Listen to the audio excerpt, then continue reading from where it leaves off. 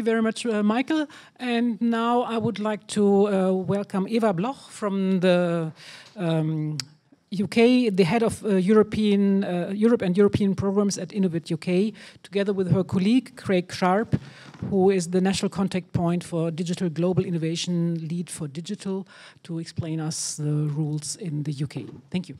Thank you, Nadia. Good morning, everybody. So as Nadia said, I'm Eva Bloch. I'm the head of Europe and European programs at Innovate. I'm only here to just tell you that we're really pleased to be here.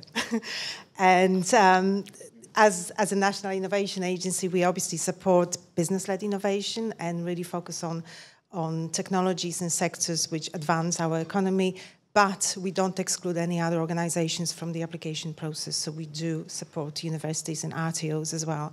Global is very much the underlying principle of why we support innovation. So we see international activities as very much synergetic with our national approach. Graig will mention the semiconductor strategy we've recently published in the UK. So this is very much an integral part of our national effort as well to increase competitiveness. So that's all from me. I'll pass on to my colleague to fit within that 5 minutes, but we very much look forward to working with you. Thank you.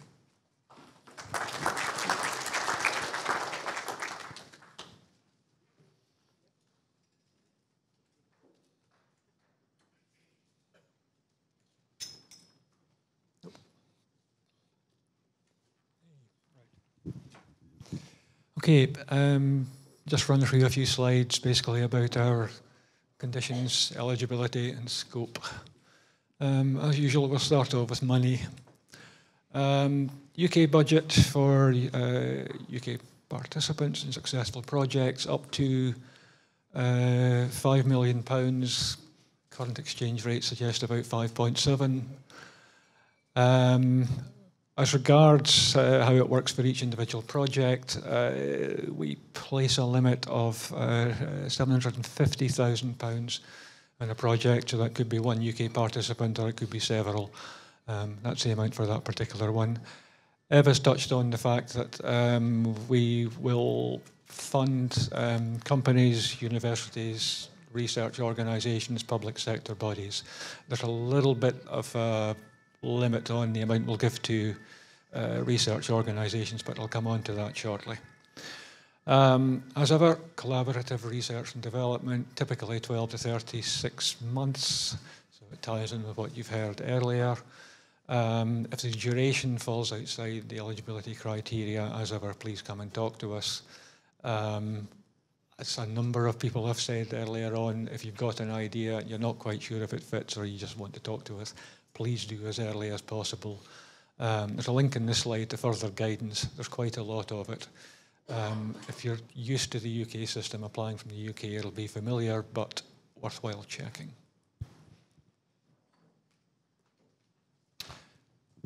Funding rates are pretty much standard UK.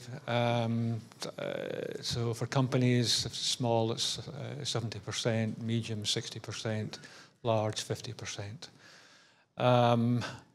If you're a UK registered research organisation, you'll be familiar with the system that funds that through Xecs.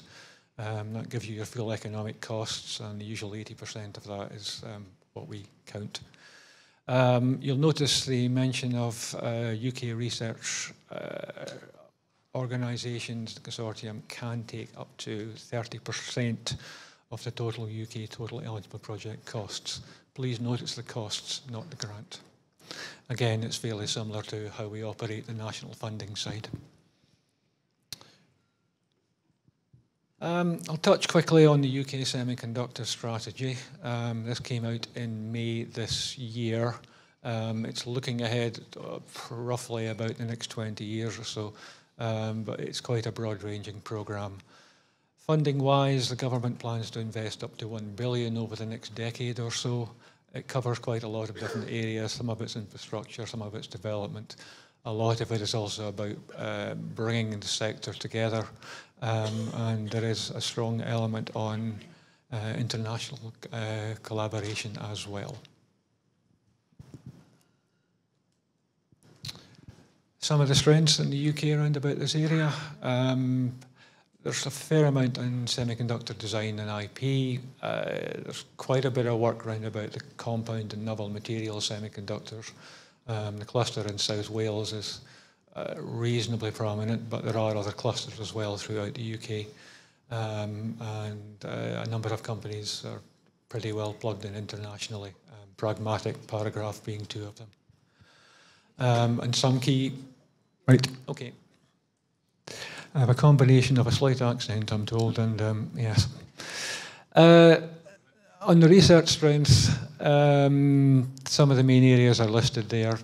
So it runs through photonics, integrated circuit design, compound semi, through polymer electronic materials and the new and advanced materials, and so on.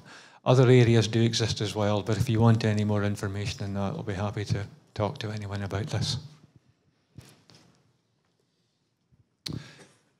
Critical slide here. There is, of course, the main SRIA, but from the funding perspective, aligning with the recent UK strategies in the SRIA, there are particular areas we are interested in, and that's the list there. It runs all the way down from processing and manufacture through design and IP, compound semi again, packaging, emerging materials, power electronics, quite a bit of work there.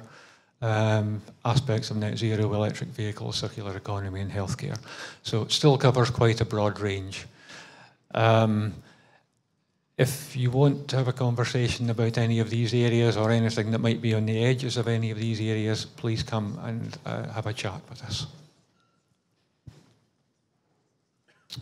And the final slide is on the contact points.